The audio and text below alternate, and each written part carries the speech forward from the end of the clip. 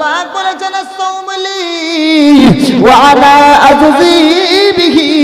আল্লাহ পাক বলে রমজানের রোজা আমার জন্য, আর আমি আল্লাহ এর প্রতিদান নিজে হাতে দিয়ে থাকি। গ্রামের অনেক মা আছে রোজা রাখে না, অনেক যুবক আছে রোজা রাখে না। বন্ধু, অনেক যুবক রোজা রাখে কিন্তু আল্লাহর হুকুম তামিল করে না। রোজা রাখে মিথ্যে কথা বলে, রোজা রাখে রাত্রি বেলায় আবার মাল বিড়ি টানে, সিগারেট খায়। এমন ছেলে আছে না নেই? এই জোরে বলেন।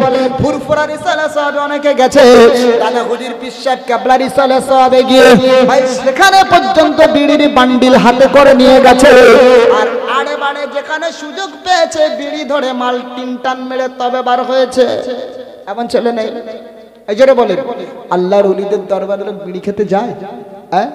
এই রমজান মাসে আল্লাহ পাক বলতেছেন রোজার প্রতিদান জান্নাত। রোজার আল্লাহ পাক বলতেছেন নামাজের বিনিময়ে আমি আল্লাহ জান্নাত দেব, হজের বিনিময়ে আমি আল্লাহ জান্নাত দেব, দান সদকার বিনিময়ে আমি আল্লাহ জান্নাত দেব। পৃথিবীতে ভালো আখলাক, ভালো চরিত্রবানদের জন্য আমি আল্লাহ পাক জান্নাত দেব। কিন্তু না গো, রোজার জন্য জান্নাত দেব না, রোজার জন্য আমার বান্দাদের আমি আল্লাহ আমি নিজেই দর্শন দেব। আর একটু জোরে বলা যাবে না? আর একটু জোরে গলায় বলা যাবে না? এ বন্ধু, এবারে একটা কথা আপনাকে বলি, রমজান মাসে অনেক ছেলে আছে রোজা রাখে রে বন্ধু, বিভিন্ন রকম ইফতার নিয়ে ইফতার করতে বসে, কিন্তু না দেখা যায় বাপকে দেখে না, মাকে দেখে না, বাপকে ইফতার হলো কিনা, মা ইফতার খেতে পেল কিনা, এদিকে দেখে না প্রতিবেশী গরিব পর্যাপ্ত পরিমাণে খাবার খেতে পেল কিনা, ভাই এদিকে দৃষ্টি নিক্ষেপ না করে কথা বড়লে কথা ধরিল, দেখা যায় বাবা শুধু নিজের পেট পুজো করে, নিজের রমজানের রোজা রাখে, সিগরিটা করে, আর তসবির দানায় আল্লাহ আল্লাহ করে আল্লাহকে খোঁজে। আল্লাহ বলে শুধু তসবির দানায় আমাকে পাবে না, আল্লাহ বলে শুধু রমজানের রোজা রেখে আমি আল্লাহ আমার সন্তুষ্টি ভাজন অর্জন করতে পারবে না, শুধু রমজানের রোজা রেখে আমি আল্লাহ আমার প্যারা হতে পারবে না, শুধু মসজিদ আর মাদ্রাসায় দান করে কিন্তু জান্নাত পাবে না। তবে বলছে আল্লাহ কি করতে হবে বলো? আল্লাহ বলছে বাড়ির পাশে প্রতিবেশী গরিবকে আছে খেতে পায় না, তার দিকে তুমি লক্ষ্য করো। একটু জোরে বলা যাবে না? আর একটু জোরে গলায় বলা যাবে না? এ মুসলমান, লক্ষ্য করে দেখা যায় অনেক ছেলে তো এমন আছে রমজানে রোজা করে আর ইফতারে নিয়ে এমন কায়দায় বসে ও তিন বেলা শুকাই, তিন বেলার খাবার এক বেলায় সাবার করে। এরকম আছে না নেই? রমজানে রোজা করছেন ভালো কথা, ভাই আমলিয়াতের উদ্দেশ্যে আপনাদের কথা বলছি, আপনারা আমলিয়াতের উদ্দেশ্যে কথাগুলো কানে নেন, ইনশাআল্লাহ আপনি উপকৃত হবেন, আমি উপকৃত হব। বলুন ইনশাআল্লাহ। ইনশাআল্লাহ বলে ভাই। অনেকে আছে ভাই রোজা মানে হলো নিজের নফসকে কন্ট্রোল করা। নফসকে কি করা? কন্ট্রোল করা, নফসকে কষ্ট দেওয়া। ভাই নফস যখন ভালো খেতে পায়, ভালো পড়তে পায়, তখন দেখবেন ও নফস আপনাকে দুনিয়ার বিভিন্ন খারাপ কাজের দিকে তেড়ে তেড়ে নিয়ে যাবে। যাবে না? যাবে না? আর যখন দেখবেন নফস কষ্টে আছে, নফস খেতে পাচ্ছে না, নফস দুর্বল হয়ে গেছে, তখন দেখবেন ও নফস আপনাকে আর পাপের কাজের দিকে নিয়ে যাবে না। এই জন্য আল্লাহ এক মাসের রোজা দিলেন, আর রোজা বিজ্ঞান ভিত্তিক এমন একটা ভাই, এমন একটা উপকারীমূলক ভাই, যেমন জার্মানের একজন ডাক্তার বাবুর বক্তব্য শুনছিলাম, উনি ক্যান্সারের মানে ওষুধ আবিষ্কার করেছেন, আর উনি বলেছেন at least 1 month in a year he has to autophagy। যদি কোনো মানুষের ক্যান্সার হয় আর ওই মানুষটা যদি বছরে 1 মাস 12 থেকে 14 ঘন্টা দিনের বেলায় কিছু না খায়, কিছু না পান করে, তো ওই মানুষটা ক্যান্সার হওয়ার সম্ভাবনা থেকে 100% দূরে থাকে। বলুন সুবহানাল্লাহ। কিভাবে? উনি বললেন আমরা যে খাবার খাই, খাবারে পেটে অতিরিক্ত কোষ জন্ম নেয়, কোষ থেকে টিউমার হয়, টিউমার থেকে বাড়লে তখন ক্যান্সারের রূপ নেয়, ভিটামিন D17 কমে যায় শরীর থেকে। ভাই বিজ্ঞানে জার্মানের ওই ডাক্তার ওয়াশিরন ওয়াসানি বলতেছে আমরা যখন না ওই মুসলমানরা রোজা রাখে, ওই 14 ঘন্টা যখন শুকিয়ে থাকে, তো পেটের মধ্যে যে অপ্রয়োজনীয় জিনিসগুলো জন্ম নেয়, ওই শুকিয়ে থাকার কারণে অটোমেটিক শরীর সেগুলোকে খেয়ে ফেলে। সুবহানাল্লাহ বলে, সুবহানাল্লাহ বলে। উনি বললেন অটোফেজি, বিজ্ঞানের ভাষায়, আর ইসলাম আজ থেকে 1500 বছর আগে সেটাকে বলেছে রোজা। বলুন সুবহানাল্লাহ। ভাই রোজা করেন স্রষ্টাকে খুশি করার উদ্দেশ্যে। ভাই আপনার রোজা আল্লাহ গ্রহণ করবে তখন যখন আপনি আপনার প্রতিবেশীর দিকে খেয়াল রাখবেন। নিজে অনেক ইফতার নিয়ে বসলেন আর বাড়ির পাশে গরিব খেতে পাচ্ছে না, এমন রোজা করে আল্লাহর কাছে তুমি কখনো সুপারিশ বা আল্লাহর কাছে কখনো তুমি ভালোবাসা পাবে না। কথা বুঝেছে? অনেক হতভাগা ছেলে আছে বাপ মাকেও ঠিকঠাক দেখে না। এই মা খেতে পেলো কি না এদিকে ওর খেয়াল নাই, ও মাল নিজে নিজের মতো ইফতার করে খায়, শ্বশুর বাড়ি লাচ্চার সময় ঈদের আগে পাঠায়, যা কিছু লাগে জামাই শ্বশুর শাশুড়ির জন্য দেয়, কিন্তু নিজের মা খেতে পেল কিনা ওদিকে ওর কোনো দেখবার নাই। আচ্ছা বলেন পৃথিবীর সবচেয়ে বড় পীর কে? জোরে বলেন। আমি আজকে একটু আপনাদের সাধারণ ওয়াজ করতেছি, বলেন পৃথিবীর সবচেয়ে বড় পীর কে? জোরে বলেন। পৃথিবীর সবচেয়ে বড় পীর অনেকে বলবে আব্দুল কাদের জিলানী, অনেকে বলবেন না হিন্দুস্তানের সরজমিনে আছে খাজা মাইনুদ্দিন চিশতি সঞ্জির আল-আজমিরি, তিনি বলেন পৃথিবীর সবচেয়ে বড় পীর। অনেকে বলবেন না কুতুবউদ্দিন কাকি বাখতিয়ারি, তিনি বলেন পৃথিবীর সবচেয়ে বড় পীর। অনেকে বলবেন না ফুরফুরার মুজাদ্দিদ জামান কুতুবুল আলম আমির শরিয়ত আলা হযরত আলা হুজুর পীর সাহেব কিবলা রাহমাতুল্লাহ আলাইহি, তিনি বলেন বড় পীর। বন্ধু অনেকে বলতে পারেন ঘুটিয়ারি গাজী বাবা, তিনি বলেন সবচেয়ে বড় পীর। কিন্তু বন্ধু আমি আপনাকে বলে যাই না রে বন্ধু, তুমি রমজানে দোয়া নেওয়ার জন্য, শবে রাতে দোয়া নেওয়ার জন্য, 27 কদরের রাত্রে দোয়া নেওয়ার জন্য ভাই তুমি দরবার শরীফে দরবারে ছুটে যাও, কিন্তু আমার নবী পাক বলেছে তোমার আব্বা এবং মা যদি বেঁচে থাকে বন্ধু তামাম পৃথিবীর সব পীরদের সেরা পীর হলো তোমার জন্য তোমার আব্বার তোমার মা। একটু জোরে বলা যাবে না? একটু ইমানের আওয়াজ দিয়ে বলা যাবে না? এ মুসলমান, কারণ হাদিসে প্রমাণ পাওয়া যায় তামাম পৃথিবীর ভিতরে বড় পীর আব্দুল কাদের আল জিলানী যদি আপনার জন্য দোয়া করে বন্ধু তো আল্লাহর দরবারে কবুল হতে পারে নাও হতে পারে। বলুন সুবহানাল্লাহ। এ ব্যাপারে কোনো গ্যারান্টি নেই। ভাই খাজা মাইনুদ্দিন চিশতি সঞ্জিরি আল-আজমিরি রাহমাতুল্লাহ আলাইহি যদি আপনার জন্য দোয়া করে ও দোয়াটা আল্লাহর দরবারে কবুল হতে পারে নাও হতে পারে। এ ব্যাপারে হাদিসে কোনো গ্যারান্টি নাই। পৃথিবীর কোনো আবেদ বান্দা, পৃথিবীর কোনো ওলি বান্দা যদি আপনার জন্য দোয়া করে ও দোয়াটা আল্লাহর দরবারে কবুল হতে পারে নাও হতে পারে। কিন্তু হাদিসের ভিতরে গ্যারান্টি আমার নবী পাক দিয়ে দিয়েছে কোন মা, কোন আব্বা, জনম দুঃখী মা হতভাগা মা, যে মা খেতে পায় না, চলতে পারে না, দুর্বল কমজোর, এ বন্ধু যাকে তুমি মূল্যায়ন করো না, ওই মা যদি একবার তোমার জন্য দোয়া করে আল্লাহ পাক বলে ওই মায়ের দোয়াটা বিদ্যুতের গতিতে আমি আল্লাহ আমার দরবারে কবুল হয়ে যায়। একটু ইমানের আওয়াজ দিয়ে বলা যাবে না? একটু জোরে গলায় বলা যাবে না? বন্ধু আপনারা যদি ইতিহাস খুঁজে দেখেন এমন এমন বিদ্যানের ইতিহাস আপনারা পাবেন। ভাই কাবা শরীফের একজন কালো ইমাম রয়েছে, আপনারা দেখবেন আল্লাহর কাবা বাইতুল্লাহ শরীফ, যেখানে 1 রাকাত নামাজ পড়লে 1 লক্ষ রাকাত নামাজের সওয়াব আবার আল্লাহ ওই বান্দার আমলনামায় দিয়ে দেয়। ওই কাবা শরীফের একজন কালো ইমামকে আপনারা দেখবেন বন্ধু গায়ের রং তার কালো, দেখতে মোটে বন্ধু না সে ভালো। আমার বন্ধু আমার ওই কালো ইমাম একদিন তিনি একটা স্পেস একটা বাইটে বক্তব্য বলতেছেন আমি আজকে কাবার ইমাম হয়েছি এটা আমার মায়ের বদদাওয়ার কারণে।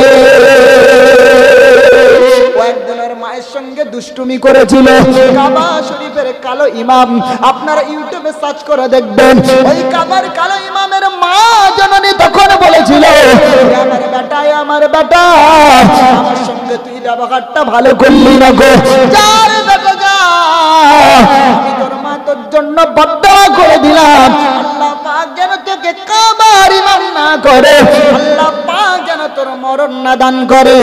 মা জননী বদ্দোয়া করেছে আমি অযোগ্য, আমার কোনো যোগ্যতা নাই, আমার মায়ের বদ্দোয়ার কারণে আজকের দিনে আমি কাবা শরীফের ইমাম হয়েছি।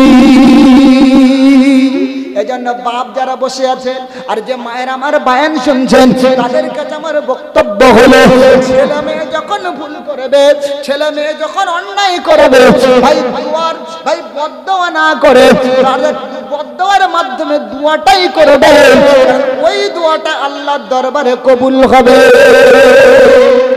ছেলের বাপ কারা আছে? হাত তোলেন তো দেখি। ছেলের বাপ তাকবীর দাও, নারায়ে তাকবীর, আর এর তাকবীর দাও, নারায়ে তাকবীর। ভাই হাত নামান। আপনাদের ছেলেরা যখন দুষ্টুমি করবে, আপনাদের সঙ্গে খারাপ আচরণ করবে, মনে করলেন আপনাকে ধরে মারলো, গ্রামে হয় না অনেক বাচ্চাদের মারামারি, মেয়ে মায়ের মারামারি হয় না ভাই, তখন আল্লাহর কাছে বদ্দোয়া না করে আপনি দোয়া করবেন, বলে আপনার ছেলেটাও মানুষ হবে, আপনার ছেলেটাও আল্লাহর ওলি হবে, আপনার ছেলেটাও মুমিন আবেদ বান্দা হবে, আর ওর ওসিলায় আপনি আল্লাহর দরে জান্নাতি হবে। বলেন সুবহানাল্লাহ। আর আপনি যদি ওর জন্য বদ্দোয়া করেন, তুই মরে যা, তুই এতে যা, তুই ওতেই যাই, ভাই ও তো যাবে, সেই সাথে আপনারও কোনো উপকার আসবে না, ও ছেলের জন্য আপনিও জাহান্নামে চলে যাবেন। বলুন নাউযুবিল্লাহ। এজন্য ভালো এটাই, সফলতা এটাই, ছেলে যখন খারাপ কাজ করবে ওই ছেলের জন্য একটু দোয়া করবেন। ভাই মা যারা বক্তব্য শুনছেন, বৌমারা অনেকে বলে শ্বশুর শাশুড়ি বিদ্যা হয়ে গেলে খালি মানে স্বামীর কাছে বলে যে না তোমার মায়ের সঙ্গে এক সংসারে থাকা যাবে না, এরকম অনেক মেয়ে আছে না বাড়িতে, ওই মেয়েদেরকে বলবেন তোমরা একদিন বিদ্ধ হবে। এই মেয়েগুলো সেদিন আবার আন্দোলন করবে, বলবে না এরা যখন শাশুড়ি হবে এরা তখন বলবে না আমরা বৌমার সঙ্গে ছেলের সঙ্গে এক সংসারে থাকবো। কেন? তুমি এখন যুবক বয়সে, যুবতী বয়সে তুমি তোমার শ্বশুর শাশুড়িকে আলাদা করছো, আর তুমি যখন বৃদ্ধ হবে তখন আবার তুমি ঘুরিয়ে আন্দোলন করবে তুমি তোমার ছেলে মেয়ের সঙ্গে এক সংসারে থাকবে। এটা কি হিসাব বরাবর হলো? এই হলো? ভাই আপনি আপনার বাপ মার চোখ থেকে এক ফোঁটা পানি ফেলবেন, আপনি আপনার মায়ের সঙ্গে দুর্ব্যবহার করবেন, আপনি কোন প্রতিবেশীর হক নষ্ট করবেন, আপনি কোন গরিবের অন্যায় ভাবে তার অত্যাচার করবেন, ভাই কাউকে বড় কথা বলবেন, মনে রাখেন আল্লাহ পাকের ওয়াদা ইন্না ওয়াদাল্লাহি হাক্কুন। আপনার চোখ থেকে দু ফোঁটা পানি অন্যকে ফেলেছেন, 10 ফোঁটা পানি আপনার চোখ থেকে পড়বে। আপনি মানুষকে একটু কষ্ট দিয়েছেন, আপনাকে মানুষ অনেক কষ্ট দেবে। ভাই আপনি মানুষকে একটু ঠকিয়েছেন, মানুষ আপনাকে অনেক ঠকাবে। ভাই যতক্ষণ না আপনার উপরে এই কার্যকলাপ ঘটবে ততক্ষণ আপনার মরণ হবে না। কথা বুঝেছেন? এই জন্য পৃথিবীতে চলতে হবে সাবধানতা অবলম্বন করে। কি করে? সাবধানতা অবলম্বন করে।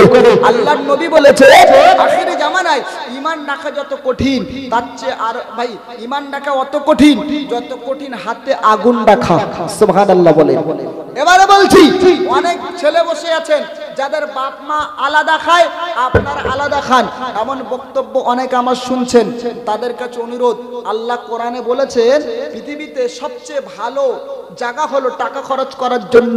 আল্লাহ পাক বলছেন কুল মা আনফাকতুম মিন খাইরিন ফালিল ওয়ালিদাইনি ওয়াল আকরাবিন ওয়াল ইয়াতামা ওয়াল মাসাকিন। আল্লাহ পাকের নবীর এক সাহাবী জিজ্ঞেস করেন ইয়া রাসূলুল্লাহ, ইয়া হাবিবাল্লাহ, হুজুর টাকা পয়সা কোন কাজে কোন খাতে ব্যবহার করব? আল্লাহর নবী বললেন এ সাহাবী, কোরআনের আয়াত নাযিল হয়ে গেছে, যাও তুমি তোমার টাকা পয়সাগুলো তোমার বৃদ্ধ আব্বা এবং মায়ের জন্য খরচ করো। আর একটু জোরে বলা যাবে না? আর একটু জোরে গলায় বলা যাবে না? ওয়াল ইয়াতামা ওয়াল মাসাকিন, এবং এতিম মিসকিন যারা আছে তাদের জন্য ব্যয় করো। জোরে বলুন সুবহানাল্লাহ। আর একটু জোরে বলা যায় না সুবহানাল্লাহ? এ মুসলমান, এবার আমি আপনাকে একটা গভীর তত্ত্ব দিচ্ছি, শুনলে অবাক হয়ে যাবেন, শুনলে অবাক হয়ে যাবেন। ভাই আমার, বন্ধু আমার নবী পাকের একজন সাহাবী যার নাম হলো হযরত আব্দুল উজ্জা। কি নাম বললাম? আব্দুল উজ্জা। ওই আব্দুল উজ্জা নামে সাহাবী ছোটবেলায় এতিম হয়ে গেছেন, আব্বা জান তার মারা গেছে, বন্ধু মায়ের কাছে লালিত পালিত হয়েছে, চাচা তার দায়িত্ব নিয়েছে। চাচা বলে আব্দুল উজ্জা চিন্তা তোমার করতে হবে না, তুমি যতদিন বেঁচে থাকবে আমি তোমার চাচা, আমি দায়িত্বভার তোমার গ্রহণ করব। এ মুসলমান মনে রাখো, আব্দুল উজ্জা ভাই আমার এমনি করে চাচার কাছে লালিত পালিত হয়। আব্দুল উজ্জার মা অন্যত্র এক জায়গায় থাকে, কিন্তু আব্দুল উজ্জার মনটা এমন সব সময় সত্যর সন্ধানে, সত্য কোথায় আছে সত্যর সন্ধানে। ওই এতিম ছেলে আব্দুল্লাহর মন সব সময় দৌড়ায়। কিন্তু আশ্চর্যের বিষয় হলো, সুন্দর বিষয় হলো, ভাববার বিষয় হলো, ওই আব্দুল উজ্জার বাবা চাচা ছিল ইহুদি, কিন্তু আব্দুল উজ্জা চাচ্ছে নবীর হাতে কলেমা পড়ে মুসলমান হতে। নবীজি মদিনা আসার জমিনে চলে এলো, হযরত আব্দুল উজ্জার কানে খবর চলে গেল। আব্দুল উজ্জা চাচার কাছে গিয়ে বললে, চাচা আমার মনে মনে অনেক দিনের ইচ্ছা, আমি নবী মুহাম্মদুর রাসূলুল্লাহর কালেমা গ্রহণ করব। এ চাচা তুমি তো ইহুদি বলো না গো, ওই নবী মুহাম্মদুর রাসূলুল্লাহকে তুমি কেমন ব্যক্তি হিসেবে জানো? চাচা আব্দুল উজ্জা বলল, আব্দুল উজ্জা চাচা তখন বলল, এ আব্দুল উজ্জা তুমি শোনো, আমি তোমার চাচা তোমাকে বলে দিলাম, নবী মুহাম্মদুর রাসূলুল্লাহ হলেন একজন সত্য নবী।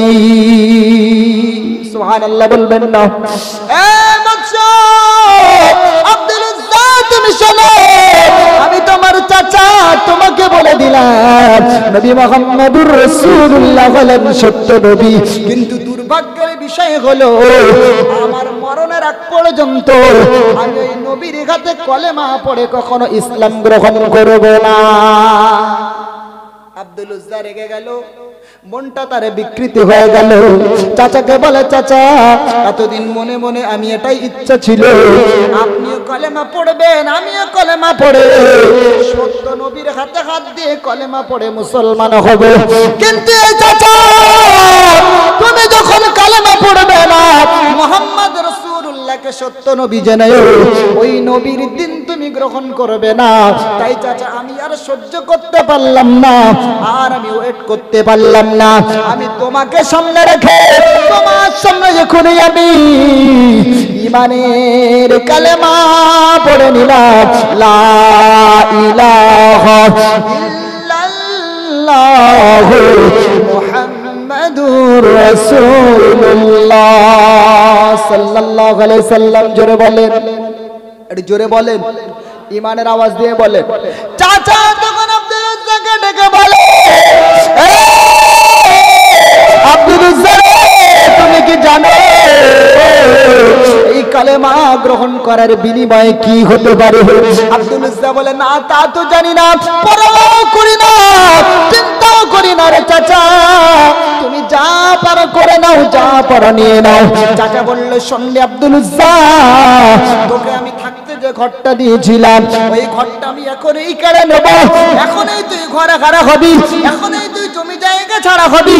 তোকে যত আমি উটের পাল দিয়েছিলাম, ভেড়ার পাল দিয়েছিলাম, গরুর পাল দিয়েছিলাম, ছাগলের পাল তোকে আমি দিয়েছিলাম, ওরে আব্দুল উজ্জা সব আমি নিয়ে নেব।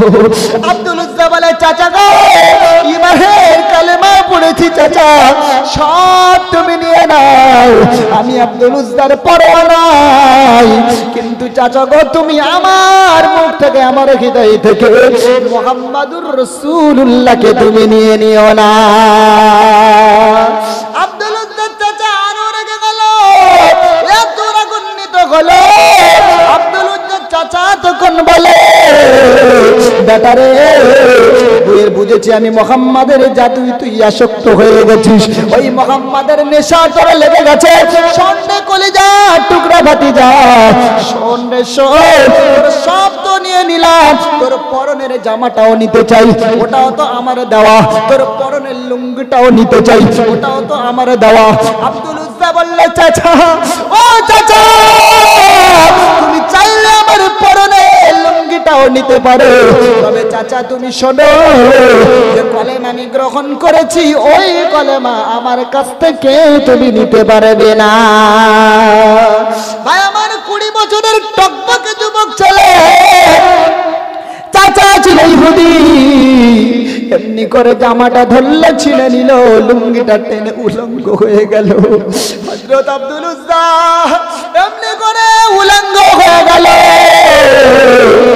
আব্দুল উজ্জা চোখ বন্ধ করে কান্নায় পড়ে গেলেন, কান্না চোখ দিয়ে পানি পড়ে। হযরত আব্দুল উজ্জা কেঁদে কেঁদে বলে, ও প্রাণের চাচা, ঘর বাড়ি নিয়েছো দুঃখ নাই, বাসস্থান কেড়ে নিয়েছো দুঃখ নাই, আমার তুমি পরনের পোশাক লুঙ্গিটাও করে নিয়েছো তাতেও দুঃখ নাই, আমার জামাটা কেড়ে নিয়েছো গো চাচা, তাতে আমার দুঃখ নাই গো চাচা, কিন্তু আমি তো মুহাম্মদুর রাসূলুল্লাহর হাত দিয়ে পৃথিবীর যাবতীয় সব কিছুর বিনিময়ে হলো আমি মুহাম্মদুর রাসূলুল্লাহর সত্য কলেমা আমি পেয়ে গেছি। হযরত আব্দুল উজ্জার চাচার মনে মায়া হলো না, দয়া হলো না। আব্দুল উজ্জার চোখে পানি, কাঁদতে কাঁদতে হাজির মা জননীর কাছে হাজির। মা 20 বছরের টকবাকে যুবককে দেখে বলে, আব্দুল উজ্জা কে তোমার এই অবস্থা করেছে বলো? আমি তো তোমাকে দেখতে পাচ্ছি না, তুমি তো উলঙ্গ। আব্দুল উজ্জা বলে, মা চাচা আমাকে অবস্থা করেছে গো মা, চাচা আমার এই পরিস্থিতি করেছে, আমি কালেমা গ্রহণ করার কারণে আমার এই হালাত হয়েছে। মা বলে, বেটা তুমি আমার কাছে কি চাও?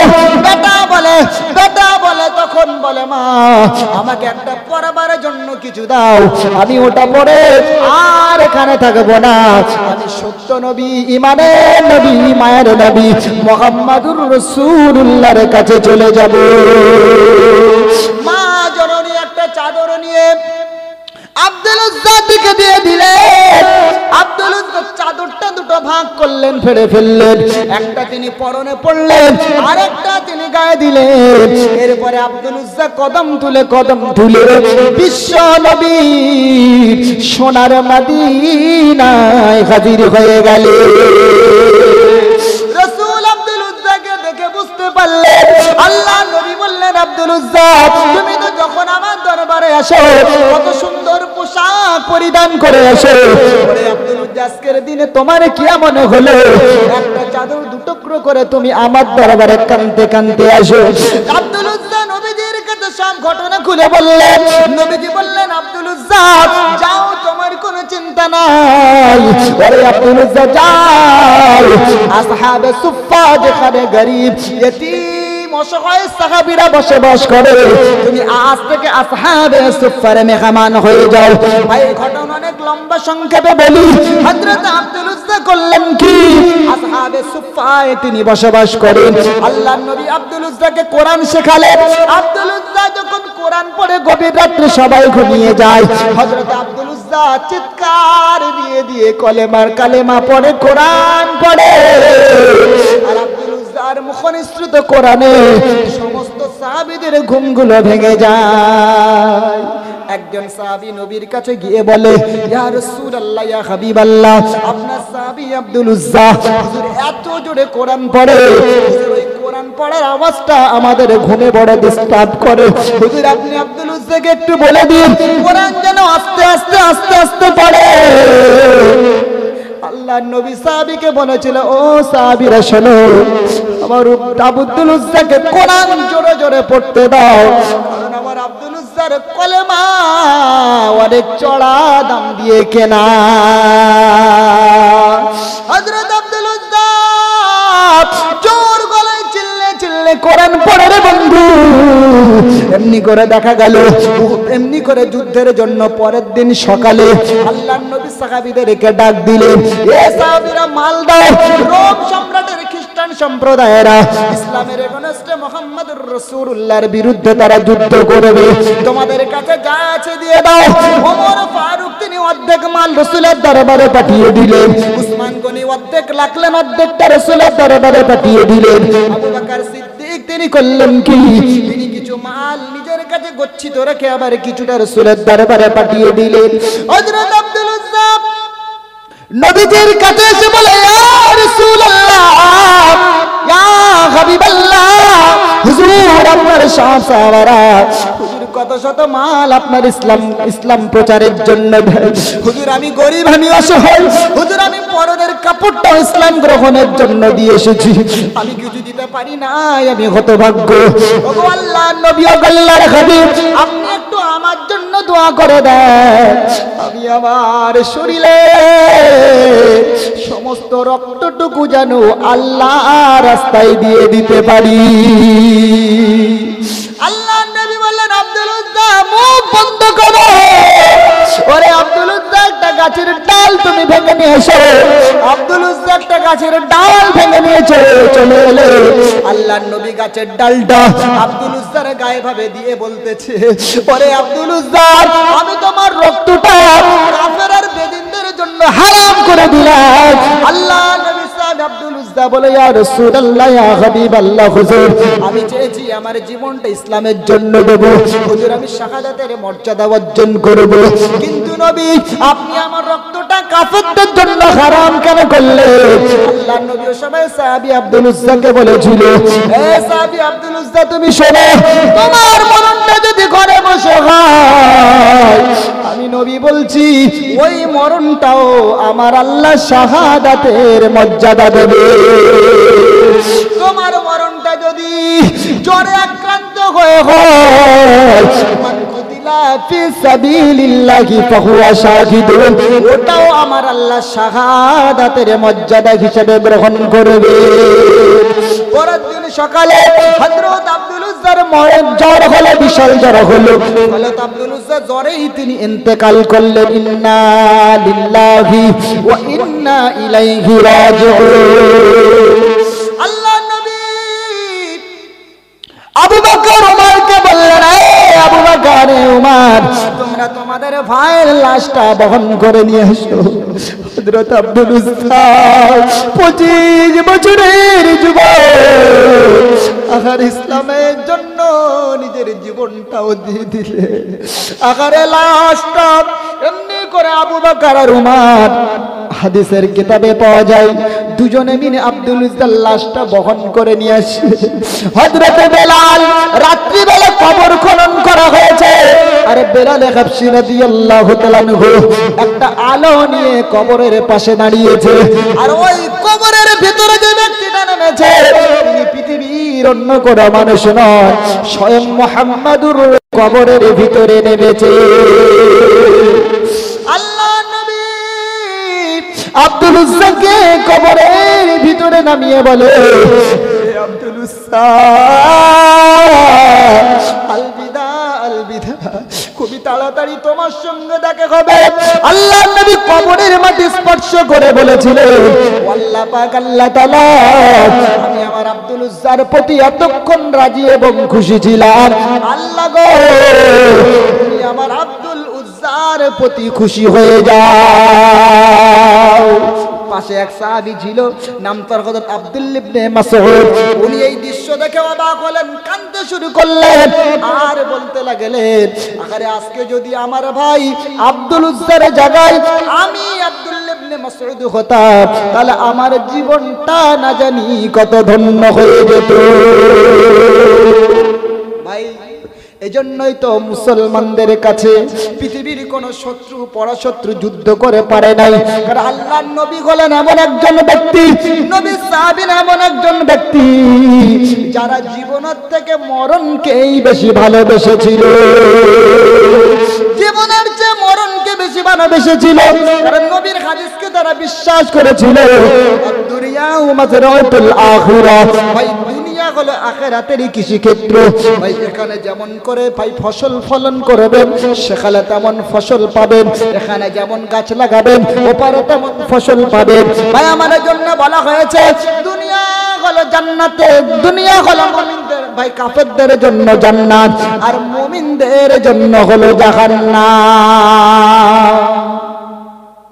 এখন থাকতে হবে কি হিসাবে? ঈমান। ভাই জান্নাত হিসেবে দুনিয়াকে ব্যবহার করবেন না জাহান্নাম হিসেবে ব্যবহার করবেন, কোনটা জোরে বলে? ভাই যদি মনে করেন মরণের পরে সুখ শান্তি দরকার, জান্নাতে যাওয়া দরকার, তাহলে এটা মাথায় নেন, পৃথিবীটা আপনার জন্য জান্নাত মনে করবেন না জাহান্নাম মনে করবেন। ভাই যুদ্ধের যুদ্ধের জন্য নবীজি সৈন্য পাঠাবেন, একজন মহিলা আল্লাহর নবীর দরবারে একটা বাচ্চা নিয়ে হাজির। বাচ্চার বয়স কত ভাই? 3-4 বছরের বাচ্চা। আল্লাহ রাসূল বলছে ওই মহিলাকে আমি যুদ্ধের ময়দানে নিয়ে কি করব? সাহাবী মহিলা তখন বলতেছেন, ইয়া রাসূলুল্লাহ, হুজুর আমার ছেলে নাই গো, বড় ছেলে যে আপনার জন্য দেব। হুজুর আমার বাবা নাই, জন্মদাতা পিতা বেঁচে নাই, যে আমার বাবাটা আপনার সঙ্গে পাঠিয়ে দেব। ওগো নবী, আমার হিরণের রাজা, আমার সহোদর মেরি, আমার জীবন সঙ্গিনী, আমার রাতের সাথী, হুজুর আমার স্বামীটা পৃথিবীর জমিনে বেঁচে নাই, যে স্বামীটা আপনার সঙ্গে জিহাদের ময়দানে দেব। কিন্তু নবী আমার কেউ নাই বলে যুদ্ধের ময়দান থেকে আমি মাহরুম হয়ে যাব, এটা তো হতে পারে না। হুজুর আমার দুধের শিশুটা আপনি নিয়ে যান। হুজুর আমি জানি আমার ছেলে ঢাল ধরতে পারবে না। হুজুর আমি জানি আমার ছেলে ঘোড়ায় চড়তে পারবে না। হুজুর কিন্তু যখন ওই কাফের সম্প্রদায় আপনার প্রতি তীর নিক্ষেপ করবে, হুজুর আমার ছেলেটাকে অন্তত ঢাল হিসেবে আপনি ব্যবহার করবেন। সুবহানাল্লাহ বলবেন, এই জোরে সুবহানাল্লাহ বলবেন। বলতে হুজুর আমার ছেলের শরীরে একটার পরে একটা তীর নিক্ষেপ হবে, আমার শরীর আমার ছেলের লাল শরতে ভেজা রক্তগুলো ভাই এমনি করে জমিনের ফোঁটার পরে ফোঁটা পড়বে, ওর জমিনের রক্ত পড়বে, আর আল্লাহ তাআলা আমার জন্য জান্নাত একটা দরওয়াজা খুলবে। বলুন সুবহানাল্লাহ। এই ঘোষণা শুনে রোম সম্রাটের সৈন্য সংস্থা ওখানে ছিল, তারা ভয় পেয়ে বলছে মুসলমানদের সঙ্গে পারা যাবে না। বলে কেন? বলে না, হযরত মুহাম্মদ সাল্লাল্লাহু আলাইহি ওয়াসাল্লাম উম্মতুম্মাতানিরা তারা জীবনের চেয়ে মরণকে বেশি ভালোবাসে, তারা দুনিয়ার থেকে আখিরাতকে বেশি প্রাধান্য দেয়। অতএব ওদের সঙ্গে যুদ্ধ করে যখন কখনো জয়লাভ করা সম্ভব নাই। বলুন সুবহানাল্লাহ। এখন একটা কথা বলছি, রমজান মাস সম্পর্কে বলতে বলতে যে কথা এখানে এলাম ভাই, রমজান মাসে ইচ্ছাকৃত কেউ রোজা কাজা করবেন না, বলেন ইনশাআল্লাহ। রমজান মাসে ইচ্ছাকৃত রোজা কাজা করলে কিংবা রমজান মাসে কেউ যদি স্ত্রী সহবাস করে ফেলেন, তার জন্য কি হবে শুনে নেন।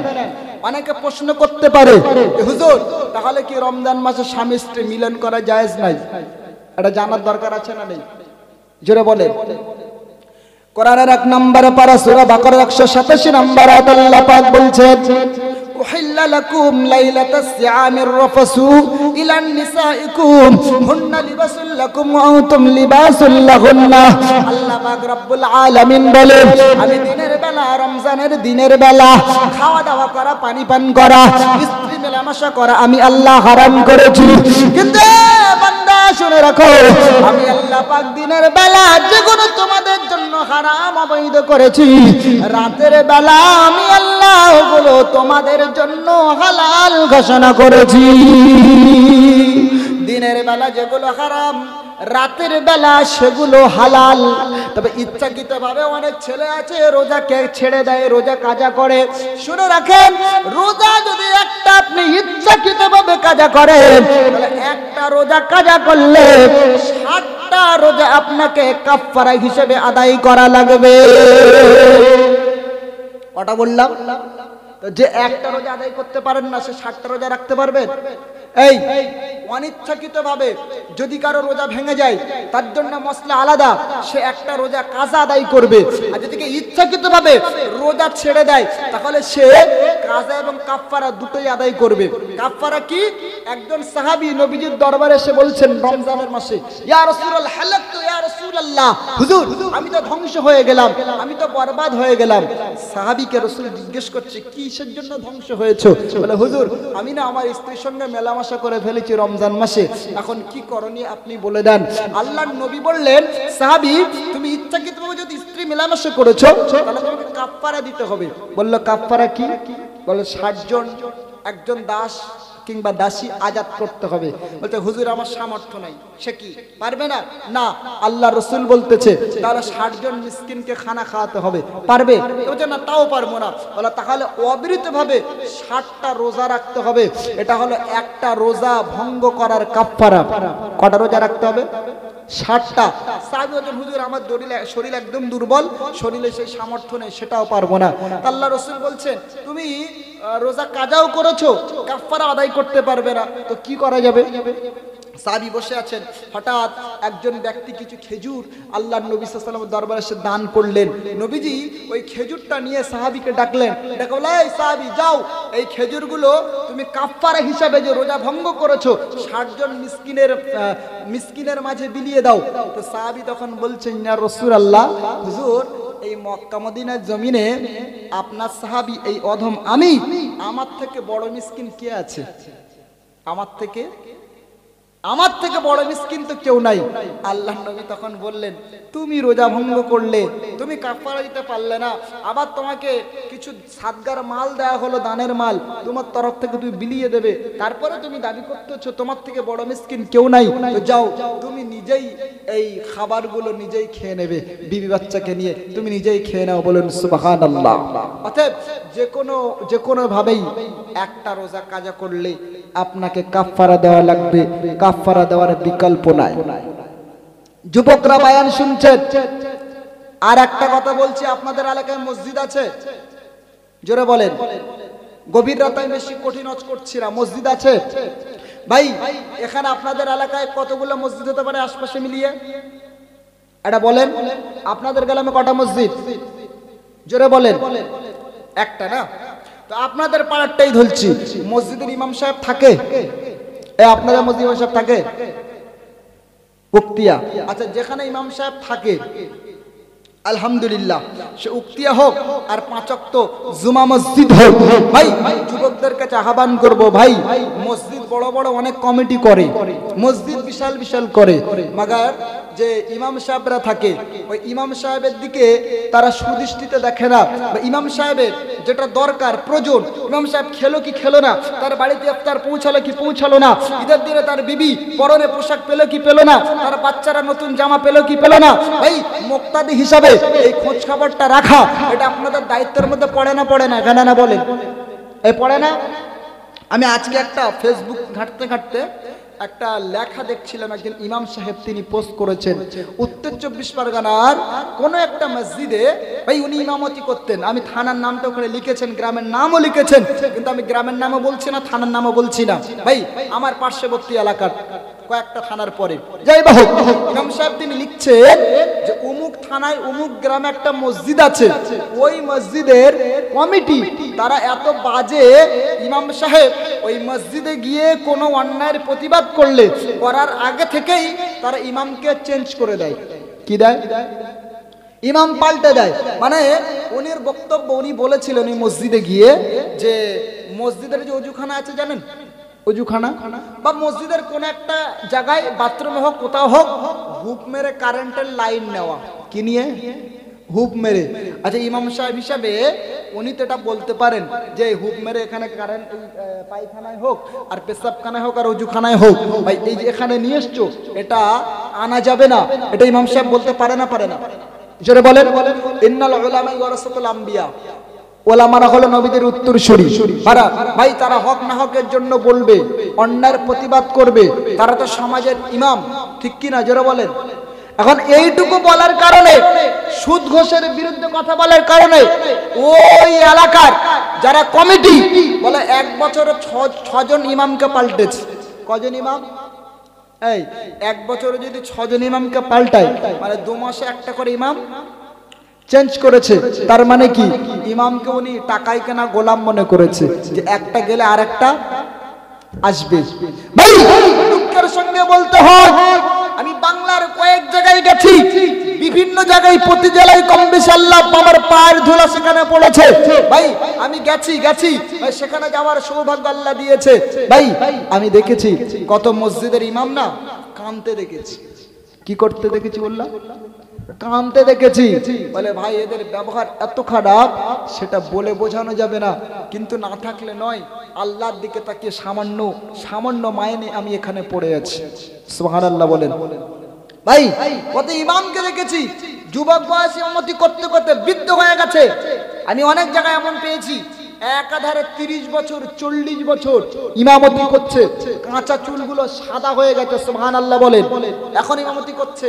কই ওই ইমামটা যখন চলে যায়, রিটায়ার হয়, বৃদ্ধ হয়, তারপরে ইমাম সাহেব ভাই এতটি বছর ধরে আপনাদের খেদমত করলো, আপনাদের ভাই কলেমা শেখালো, হালাল হারাম শেখালো, পাক নাপাক শেখালো, গভীর রাতে আপনার বাচ্চা ভয় পেয়েছে, চেল্লাচ্ছে, ঘুমাচ্ছে না, ভাই কোনো ডাক্তার আসে না, ভাই কোনো অন্য কোনো সমাজের দায়িত্বশীল ব্যক্তি আসে না, আপনার পাড়ার ইমামকে ফোন করলে আগে ছুটে আসে না জোরে বলেন ভাই, যখন আপনার বাড়ি কোনো অনুষ্ঠান হয়, কোনো একটা কিছু হয় ভাই, তখন আপনি ইমামকে প্রাধান্য দেন না সমাজের ওই দায়িত্বশীল, সমাজের ওই মানে ক্ষমতাবান যারা পরিচিত তাদেরকে আগে দাওয়াত করেন, আর ইমামকে অনেকে দাওয়াত করতে ভুলেও যান না জোরে বলেন। আচ্ছা, ইমাম সাহেব যদি এই বাচ্চাদের কোরআন পড়ানো না শেখাতো, কালেমা নামাজ রোজা যদি না শেখাতো, এই মহিলাদেরকে পর্দার ব্যাপারে যদি না বলতো, ভাই এই মেয়েগুলো ছেলেগুলো কিভাবে পাক হতো এইটুকু জ্ঞান তাদের কাছে তারা মানে যেত না, তারা নাপাকি অবস্থায় সারা জীবন কাটাতে হতো না জোরে বলে। তাহলে ইমাম সাহেব সমাজের এত বড় গুরু দায়িত্ব পালন করছে, কিন্তু আমরা সেই সমাজের ইমাম সাহেবকে না অনেক অসম্মান করি, মূল্যায়ন করি না, ঠিক না বল জোরে বলে। এই মসজিদ তুমি যত বড় বানাও, আমি দেখেছি 2 তলা মসজিদ, 3 তলা মসজিদ, কিন্তু ইমাম সাহেব যেখানে আছে শর্ট একটি জায়গা, সেখানে না কেউ শুতে পারবে না, আর একটা মেহমান ইমাম সাহেবের কেউ গেলে থাকতে পারবে, সিঁড়ির নিচে ইমামের ঘর, এরকম আছে না নেই জোরে বলে। এই অবস্থার পরিবর্তন দরকার। মুসলিম সমাজের অধঃপতন, ঈমান নেই, দিন নেই, শরিয়ত নেই, নামাজ নেই, রোজা নেই, আলেম ওলামাদেরকে সম্মান নেই ভাই। এজন্য আজ মুসলিম সমাজের অন্যায় তাদেরকে গ্রাস করে নিয়েছে। আজ মুসলিম সমাজ প্রত্যেকটা জাতির পায়ের বলে পরিণত হয়েছে ভাই। মুসলিমদের এই অধঃপতনের কারণ এখানেই আমাদেরকে আজ থেকে প্রতিশ্রুতিবদ্ধ হতে হবে। সমাজের যারা দায়িত্বশীল আছি, যারা সমাজের ভাই এমনি করে সমাজের যারা সিপিলাইফ শিক্ষিত মানুষ আছি, তাদের কাছে অনুরোধ, মসজিদ বড় না করে ভাই ইমামের যথাযোগ্য হকটা আদায় করেন, আর ইমামের সময় মতো মাইনেটা আপনারা প্রদান করেন। ওই তো দেখা যায় ইমাম সাহেবের মাইনে 4000, 5000, 6000, তারপরও 12 মাসের মধ্যে 11.5 মাস মাইনে বাকি আছে না নেই? ওই ইমাম সাহেব এক জায়গায় কোথায় পেয়েছিলাম, উনি একজন বলতেছে, বলে ইমাম সাহেব নামাজ পড়িয়েছে 2 বছর বিনা অজুতে। কিসে বলে? বিনা অজুতে। তা বিনা অজুতেই তো পড়বে, তুমি মায়না দেবেন আর অজু করে নামাজ পড়াবে শীতের সময়? কথা বলছেন না কেন? তো মুক্তাদি যারা, ওরা খুব প্রেশান, বুড়ো মুক্তাদি আছে, বলতেছে কি প্রেশানে পড়েছি, এই বুড়ো বয়সে 2 বছরের কাজা নামাজ কি করে পড়বো? তাহলে কি করে পড়বে না পড়ে তুমি বুঝে নাও। তুমি যখন ইমামের মাইনে দেবে না, ইমামের মাইনে 5000, 6000, 12 মাসের মধ্যে 11 মাস বাকি, তো ইমাম সাহেবকে তুমি যদি দেখতে, তাহলে এটা কি হতো? আজ তোমার কর্মের ফল তুমি পেয়েছো, তুমি 2 বছরের কাজে পড়ে নাও। এই যে আমার আব্বা বসে আছেন পাশে, ইনি বসে আছেন, একজন ইমাম সাহেব, একজন আলেমে দিন ভাই, একসময় এমতি করতেন, মাদ্রাসা চালাতেন, ওনার কাল্লা বক্তাও ছিলেন, ইউটিউবে আপনার সার্চ করলে পাবেন, উনি একটা খ্যাতনামা বক্তা এবং আলেমও বটে। আজকে এসছেন আমার সঙ্গে ভাই। তো আমি দেখেছি আমার আব্বার ইমামতি করাকালীন অনেক মসজিদে দেখেছি ভাই, এই যে অবমূল্যায়ন, অবক্ষয়, সমাজের অধঃপতন, আলেম ওলামাদের বদদুয়া যার কপালে লেগে যাবে, ও ব্যক্তি ধ্বংস হয়ে যাবে। বলেন নাউজুবিল্লাহ। ভাই একজন বেশ্যা মহিলা, পতিতালয়ের মহিলা, প্রতিদিন পতিতালয়ে যায়, মরুভূমির ময়দান পার হয়ে, হঠাৎ একদিন রাস্তায় যেতে যেতে দেখছে একটা কুকুর পানির জন্য ছটফট করছে, মরুভূমির ময়দানে পড়ে জিভ বার হয়ে আসছে। কথা শুনছেন? মুসলমানের ছেলেরা মনে দেখো, পতিতালয়ের এই মহিলাটার মনে তখন দয়া সঞ্চয় হলো, ও মনে মনে করলো কুকুর হলেও তো আল্লাহর একটা প্রাণী, এর তো পানি খাবারের প্রয়োজন আছে, পানির দরকার আছে, জীবনে বাঁচার প্রয়োজন আছে। ও পতিতালয়ের মহিলাটা করলো কি, ভাই নিজের গলায় একটা ওড়না ছিল, হাদিস পাকে পাওয়া যায়, ওই ওড়নাটা খুলে, পায়ের মোজাটা খুলে, মোজাটা ওড়নার গায়ে বেঁধে কুয়াতে কিছু পানি তুলে কুকুরের গালে দিল, কুকুর পানিটা খেয়ে জীবন পুনরায় ফিরে পেলে, পিপাসা নিবারণ হলো। মুসলমানের ছেলেরা মনে রাখো, এতটুকু আমলের জন্য এই পতিতালয়ের মহিলাটাকে জান্নাতি হিসাবে বিবেচিত করা হয়েছে। সুবহানাল্লাহ, একটু জোরে চাই, ঈমানের আওয়াজ দিয়ে বলা যায়। মুসলমানেরা, কুকুর নিকৃষ্টতম জীব, ওই নিকৃষ্টতম জীবের প্রতি সদয় হওয়ার কারণে, দয়া দেখানোর কারণে আল্লাহ পাক যদি একজন পতিতালয়ের মহিলাকে জান্নাতি বানাতে পারেন, জান্নাতি বানাতে পারেন। এ বন্ধু, সৃষ্টির সেরা মানব, লাকাদ খালাকনাল ইনসানা ফি আহসানি তাকবীর, আমার আল্লাহ সৃষ্টি জগতে যা কিছু বানিয়েছে সব থেকে সুন্দর করে আমার আল্লাহ এই মানুষ সমাজকে বানিয়েছে। আল্লাহ পাক বলে, বান্দারে আমি আল্লাহ পাক বড় ভালোবেসে তোদেরকে বানিয়েছি। এ বান্দা মনে রাখ, তোরা মনে রাখ, পৃথিবীর জমিনে অধ্যায় করিস না কেন, অন্যের হক যেন নষ্ট করিস না, পৃথিবীর জমিনে অধ্যায় করিস না কেন, কোনো মানুষের মনে যেন দুঃখ কষ্ট দিবি না, শক্তি রয়েছে বলে দুর্বলদের উপরে যেন অত্যাচার করবি না।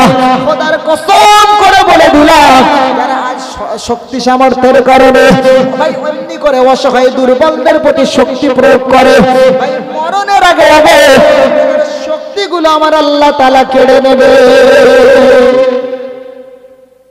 মসজিদ বদদোয়া করবে, মসজিদ মনে রাখেন কটা বাজে ভাই? মসজিদ বদদোয়া করবে। আমি অনেকক্ষণ আলোচনা করলাম, হ্যাঁ 1:33, তাহলে সময় অলরেডি পার হয়েছে। দুটো ঘটনা বলেছি, সামথিং একটা আয়াতের উপরে। আমি আমার আজকের যে আলোচ্য সূচি সেদিকে যাইনি, বিক্ষিপ্ত ভাবে একটা ঘটনামূলক করে আয়াতকে সামনে আলোচনা করলাম। আপনারা খুশি না বেজার গো? জোরে বলেন, খুশি না বেজার? তাহলে আমি সমাজকে সামনে রেখে ভাই যেটা দরকার সেসবে আপনাদের কিছু খাবার দিলাম। বেশি কড়াও দেয়নি, বেশি হালকাও দেয়নি। ভাই মা যখন বাচ্চার মুখে খাবার দেয়, খাবারটা চেক করে দেয় যে বাচ্চার গালটা পুড়ে যেন না যায়, গলায় যেন বেঁধে না যায়। এই জন্য আল্লাহ পাক মায়ের স্তনে দুধ দিয়েছেন নরম, ভাই ঠান্ডা, আবার ওই দুধের মায়ের যে দুধ আছে না ওর মধ্যে কোটি কোটি ছিদ্রও দিয়েছেন যাতে একটু একটু করে মায়ের গালে যায়। বলুন সুবহানাল্লাহ। এটা আল্লাহ খেয়াল রেখেছেন যাতে বাচ্চার গলা আটকে না যায়। সুবহানাল্লাহ বলবেন না? একটু জোরে গলা বলে ভাই। সর্বোপরি আপনাদেরকে বলি, কোরআন হাদিসকে, আলেম ওলামাদেরকে আপনারা যদি সম্মান করেন, ইনশাআল্লাহ বলা যায় আল্লাহ এরই ওসিলায় কিয়ামতের দিন আল্লাহ পাক নিশ্চিত করে আপনার জন্য নাজাতের ওসিলা এবং জারিয়া বানিয়ে দেবে। বলুন সুবহানাল্লাহ। সর্বশেষ একটি কথা বলছি, গুরুত্ব সহকারে শুনে ভাই। এখন বর্তমান সমাজে ভারতের অবস্থা মোটে ভালো নয়। একদল মানুষ ধর্মকে সামনে রেখে রাজনীতি করতে চায়, আর গোটা দেশের সমস্ত ক্ষমতা, এই সমস্ত কিছু ভাই এই রাজ্যের মাটিতে ফেলে এই রাজ্যটাকে তারা একটা বিভ্রান্তিমূলক জায়গায় নিয়ে যেতে চায়। আজ মুসলমানদের নেতৃত্ব দেওয়ার কেউ নাই, নেতৃত্বের বড় অভাব আমাদের দেখা গেছে। ভাই আপনাদেরকে বলি, যারা সাম্প্রদায়িকতার বিষপাপ ছড়ায়, মানুষে হয়ে মানুষের মধ্যে ভেদাভেদ চাই, ধর্মকে নিয়ে দাঙ্গা লাগায়, ভাই এই সমস্ত মানুষদের উস্কানিতে, ভাই তাদের প্রলোভনে আপনারা যেন পা দিতে যাবেন না। এই তো আমি মাদ্রাসা সেদিন আসছি, গাড়ি থেকে রাস্তায় নেমেছি, একটা দোকানে পান খাবো বলে পান নেব। গাড়িতে অনেকক্ষণ বসে আছি, তো একজন ভদ্র মহিলা উনি বলছেন যে আমি মসজিদ হাফেজ মাওলানা যারা আছে এদেরকে দেখতে পারি না। কি বলছে? হাফেজ মাওলানাদের দেখতে পারে না। তা আমি মনে করলাম হয়তো ওনার সঙ্গে হাফেজ মাওলানা কোনো দুর্ব্যবহার করেছে, বিধায় উনি এই কথাটা বলছেন। আচ্ছা একটা কথা আপনারা বলুন, হাফেজ মাওলানারা প্রথমে রক্ত মাংস গড়া, ভাই প্রথমে তারা মানুষ না, তারপরে গিয়ে হাফেজ কিংবা মাওলানা। ওই যে মহিলার বক্তব্য যে হাফেজ মাওলানাকে দেখতে পারি না, ভাই যারা আজকে সমাজে বলে যে আলেম ওলামাদের দরকার নেই, টুপিদারির দরকার নেই, মাদ্রাসার প্রয়োজন নেই, ভাই যারা এক শ্রেণীর মানুষ এভাবে ভারতের অলিতে গলিতে সোশ্যাল নেটওয়ার্কে নিউজ চ্যানেলে প্রতিনিয়ত এসে তারা বক্তব্য দিচ্ছে না, দেয় না? এই জোরে বলে। আচ্ছা আপনারা বলেন মসজিদ মাদ্রাসার প্রয়োজন আছে না নেই? জোরে বলে ভাই। আমি একটা কথা আপনাদেরকে বলি, সমাজের 90% নাগরিক আলহামদুলিল্লাহ এই মাদ্রাসা পড়া ছাত্র ছাত্রীরা নাগরিক হিসাবে 90% তারা ভালো হয়, বলেন সুবহানাল্লাহ। যদি বলেন কিভাবে, একটা প্রমাণ দিচ্ছি। দেশে এত আলেম ওলামা আছে, কই একজন আলেম ওলামাকে দেখাতে পারবেন যে মাথায় টুপি দিয়ে মুখে দাড়ি রেখে মদের দোকানে লাইন দিয়েছে? এই দেখাতে পারবেন? দেখাতে পারবেন? তাহলে মাদ্রাসায় পড়া কোনো আলেম ওলামার নেশাখোর হয় না। কিন্তু আপনি নিউজ চ্যানেল খোলেন, প্রতিনিয়ত দেখতে পাবেন কত স্কুল মাস্টার ভাই এমন মদ খেয়েছে না, স্কুলের ভেতরে পর্যন্ত ঢুকতে পারেনি।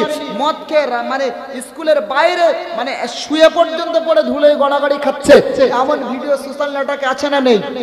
এই জোরে বলে ভাই, কলকাতার মাটিতে যত বৃদ্ধাশ্রম আছে, ওই বৃদ্ধাশ্রমে গিয়ে দেখেন আকসার যে মা আর বাবাগুলো ওই বৃদ্ধাশ্রমে বসবাস করতেছে।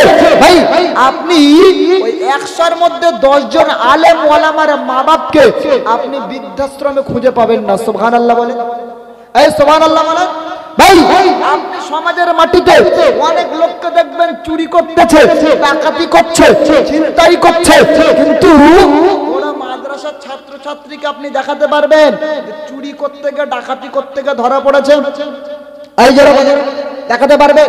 তাহলে আজ যাই হোক, মানে আমরা তো এই ভালো প্রোডাক্ট এই দেশের সুশীল নাগরিকগুলো এই মাদ্রাসা থেকে আমরা তো ছাড়তে পাচ্ছি, বলুন সুবহানাল্লাহ। এই সুবহানাল্লাহ বলবেন না? কোন ছাত্রছাত্রীকে আপনার মাসের ছাত্রছাত্রীকে দেখাতে পারবেন না যে তারা সুসাইড করছে? আচ্ছা নাকি? সুসাইড মাদ্রাসার ছাত্রছাত্রীরা, হাফেজ মাওলানারা করে না। আকসার অন্যান্য লাইন থেকে যারা পড়াশোনা করে এসেছে তারাই বেশি সুসাইড করে। ভাই সমাজের যত অন্যায় আছে, অপরাধ আছে, ক্লেম আছে, চুরি আছে, রাহাজানি আছে, সার্বিক আপনি সব জায়গায় খতিয়ে দেখেন, আলহামদুলিল্লাহ আপনার গর্বের সঙ্গে বলতে পারি আমরা মাদ্রাসার ছাত্রছাত্রীরা 10% এই অন্যায় কাজের সঙ্গে যুক্ত মাদ্রাসার কোন ছাত্রছাত্রী নেই, বলেন সুবহানাল্লাহ। ভাই এই ভালো নাগরিক, এই সুশীল নাগরিক, এই দেশের প্রথম সারির নাগরিক, ভাই এগুলোই মাদ্রাসার ফসল, মাদ্রাসার ফল, বলুন সুবহানাল্লাহ। যারা বলতেছো মাদ্রাসার দরকার নেই, মসজিদের প্রয়োজন নেই, ভাই আপনাদের ইতিহাস পর্যালোচনা করা দরকার। এনারা শুধু সাম্প্রদায়িক সম্প্রীতি নষ্ট করার জন্য, ভাই সাম্প্রদায়িক মনোভাব নিয়ে বিদ্বেষ ছড়াচ্ছে রাজনীতি করার জন্য। কিসের জন্য? রাজনীতি করার জন্য। এদের সংখ্যা খুব কম, মাত্র 3%। আমি অনুরোধ করে বলবো, অনায় বিনয় করে বলবো, এদের প্রলোভনে পা দিতে যাবেন না। কথা শুনছেন আপনারা? ভাই আমরা আজ যাই করি মুসলমান সাম্প্রদায়িক এটা কখনো হতে পারে না। সুবহানাল্লাহ বলেন। যদি মুসলমান সাম্প্রদায়িক হতো বা হতাম, তাহলে 750 বছর ভারতের মাটিতে আজকে যারা খুব আদিরা মসজিদ মানে ওখানে একজন পুজো করা শুরু করেছে, মালদার আদিরা মসজিদ, জ্ঞানবাপী মসজিদ, সেখানে একই অবস্থা ঘটিয়েছে। বাবরি মসজিদ কবে তো শহীদ করে দিয়েছে। ভাই আমরা যদি সাম্প্রদায়িক হতাম মুসলমান, তাহলে এই মসজিদগুলো, এই ধর্মের স্থানগুলো আমরা তো জবরদখল করে আজ আমরা আমাদের সব মসজিদ বানিয়ে নিতাম। পারতাম না? জোরে বলেন, জোরে বলেন। তাহলে আজকে যারা মূলত মুসলমানদেরকে সাম্প্রদায়িক বলে, এটা কোশ্চিনকালে তাদের দাবিটা সত্য হতে পারে না। তাকবীর দেন, নারে তাকবীর। আরে জোরে তাকবীর দেন, নারে তাকবীর। আরে জোরে তাকবীর দেন, নারে তাকবীর। ভাই কোরআন বাঁচাতে হবে, মসজিদ মাদ্রাসা টিকিয়ে রাখতে হবে। এই মাহফিল হয়েছে, আপনারা সবাই খুশি আছেন, আমি বেশিক্ষণ বলবো না, তবে এতটুকু বলি, আমি যে মুসাফির, আল্লাহর নবী বলেছেন মুসাফির দোয়া চাইলে কবুল হয়। একটু আপনাদের জন্য, মাহফিলের জন্য, তো এই মাহফিলের জন্য আগামী বছর যে মানুষগুলো আছেন